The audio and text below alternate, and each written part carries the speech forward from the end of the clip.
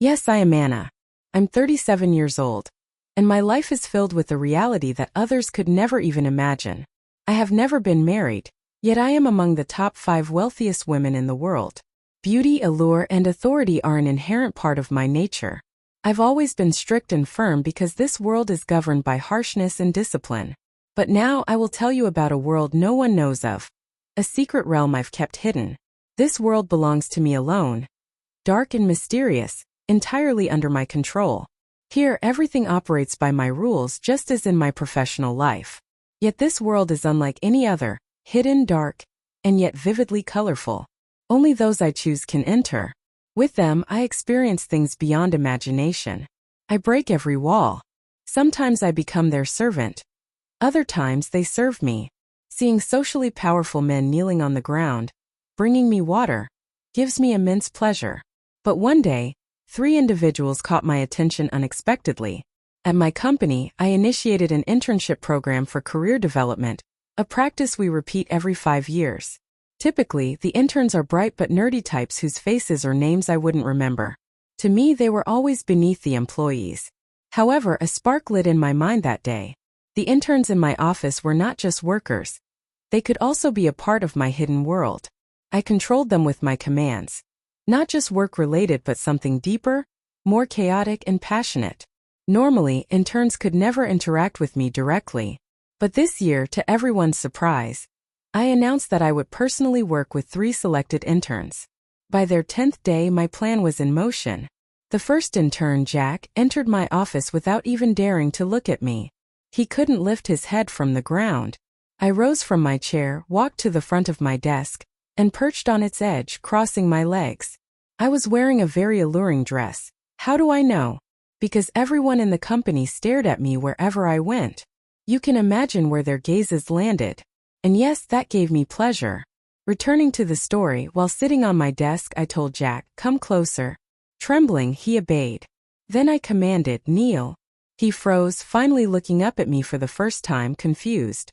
I said, "Kneel." I repeated, and though bewildered, he obeyed. "Raise your head," I demanded, and he lifted it without question. "Don't look at me. Look straight ahead." He averted his gaze. Then I spread my legs suddenly. He was shocked. "Do you want to claim this treasure?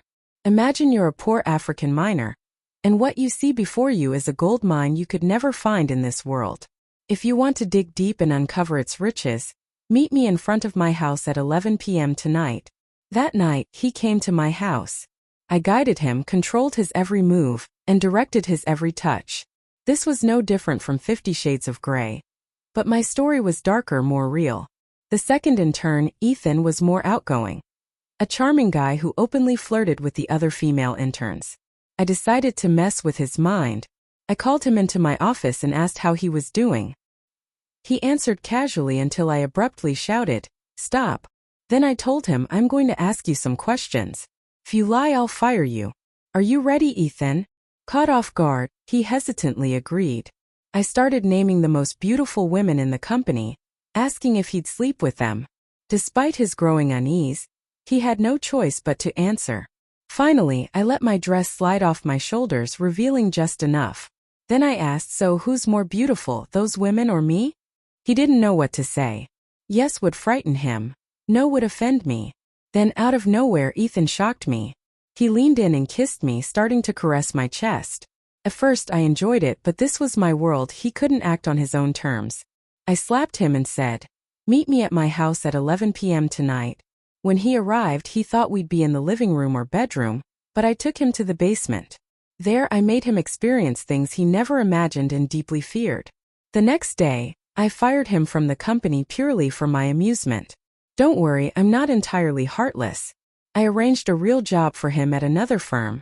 The youngest and most ambitious intern, Alex, was different. He was visibly attracted to me. I invited him to the rooftop of our building, overlooking the entire city. Suddenly, I told him, "I know you desire me. It's obvious, you idiot." He was stunned. Then I added, "You'll never have me. Do you know what Ethan and Jack have done with me?" Hearing this, his ego shattered.